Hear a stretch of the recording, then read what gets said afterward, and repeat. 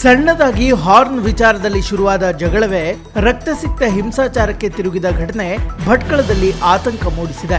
ಯುವಕರ ಮೇಲೆ ಗ್ಯಾಂಗ್ ದಾಳಿ ನಡೆದಿದ್ದು ಚಾಕು ಇರಿತದಿಂದ ಇಬ್ಬರು ಗಂಭೀರವಾಗಿ ಗಾಯಗೊಂಡಿದ್ದಾರೆ.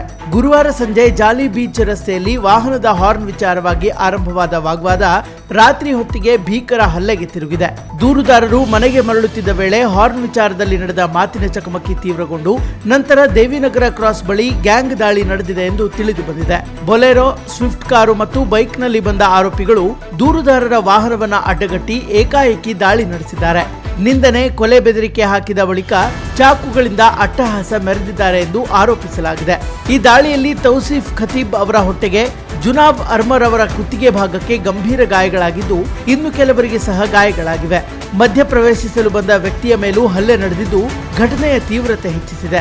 ಇದಲ್ಲದೆ ದಾಳಿಯ ವೇಳೆ ಲಕ್ಷಾಂತರ ಮೌಲ್ಯದ ಕೈಗಡಿಯಾರ ಮತ್ತು ನಗದು ಕಳೆದು ಹೋಗಿದೆ ಎಂಬ ಆರೋಪವೂ ಕೇಳಿಬಂದಿದೆ. ಗಾಯಾಳುಗಳನ್ನ ತಕ್ಷಣ ಆಸ್ಪತ್ರೆಗೆ ದಾಖಲಿಸಲಾಗಿದ್ದು ಘಟನೆ ನಂತರ ನೂರಾರು ಜನರು ಆಸ್ಪತ್ರೆಗೆ ಧಾವಿಸಿ ಉದ್ವಿಗ್ನ ವಾತಾವರಣ ನಿರ್ಮಾಣವಾಯಿತು. ಸಾಮಾಜಿಕ ಜಾಲತಾಣಗಳಲ್ಲಿ ವಿಡಿಯೋಗಳು ವೈರಲ್ ಆಗ್ತಾ ಇದ್ದಂತೆ ಜನರ ಆಕ್ರೋಶ ಮತ್ತಷ್ಟು ಹೆಚ್ಚಾಗಿದೆ. ತಕ್ಷಣ ಪೊಲೀಸರು ಸ್ಥಳಕ್ಕೆ ಧಾವಿಸಿ ಪರಿಸ್ಥಿತಿ ನಿಯಂತ್ರಣಕ್ಕೆ ಯತ್ನಿಸಿದ್ದಾರೆ. ನಂತರ ಪಟ್ಟಣ ಪೊಲೀಸ್ ಠಾಣೆ ಎದುರು ಕೂಡ ಜನರು ಜಮಾಯಿಸಿ ಆರೋಪಿಗಳ ಬಂಧನಕ್ಕೆ ಒತ್ತಾಯಿಸಿದರು.